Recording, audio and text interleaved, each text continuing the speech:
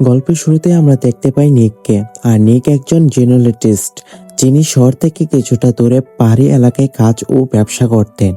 একদিন পাথরের খনিতে কাজ করার সময় হঠাৎ তাকে একটি বিষধর সাপ কামড়ায়।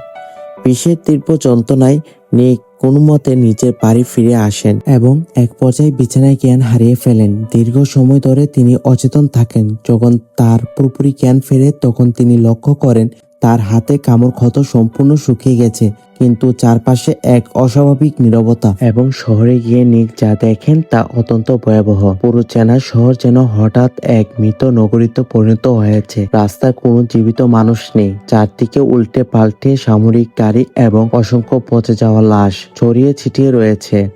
গাড়ির রেডিও সরকারি রেকর্ড করা বার্তা থেকে নিক জানতে পারেন তিনি যখন বিশ্বের যন্ত্রণায় অচেতন ছিলেন ঠিক তখনই এক মারাত্মক প্রাণঘাতী ভাইরাস পুরো পৃথিবীতে ছড়িয়ে পড়েছে এবং তাতে প্রায় সবাই মারা গেছে। নিকের বাবা মাও এই ভাইরাসের হাত থেকে বাঁচতে পারেননি। বাবা মাকে বাড়ির পেছনে সমাহিত করার পর নিকের জীবন রক্ষার দীর্ঘ লড়াই শুরু হয়। তিনি খাবার, পানি ও নিত্য প্রয়োজনীয় জিনিসপত্র জোগাড় করে টিকে থাকার চেষ্টা করেন, কিন্তু বেঁচে থাকার এই সংগ্রামের চেয়েও বড় শক্ত হয়ে দাঁড়ায় তার একাকিত্ব।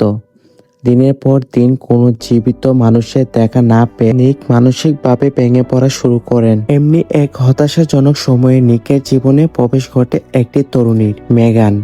এতদিন নিজেকে একমাত্র জীবিত মানুষ ভেবে আসা নিকের কাছে মেয়েটির উপস্থিতি যেন মরুভূমিতে এক পশালু বৃষ্টির মতো আসে। শুরুতে কিছুটা ভুল বোঝাবুঝি ও অবিশ্বাস থাকলেও দ্রুত দুজন দুজনকে প্রতি বিশ্বাস স্থাপন করে। মেয়েটিও ভাইরাসের তাণ্ডবে নিজের আপনজনকে হারিয়ে নিঃস্বর্গ লড়াই করছিল। দুজন একত্রিত হওয়ার পর একে অপরের মানসিক শক্তি যোগায় এবং বেঁচে থাকার নতুন অস্ত্র খুঁজে পায়।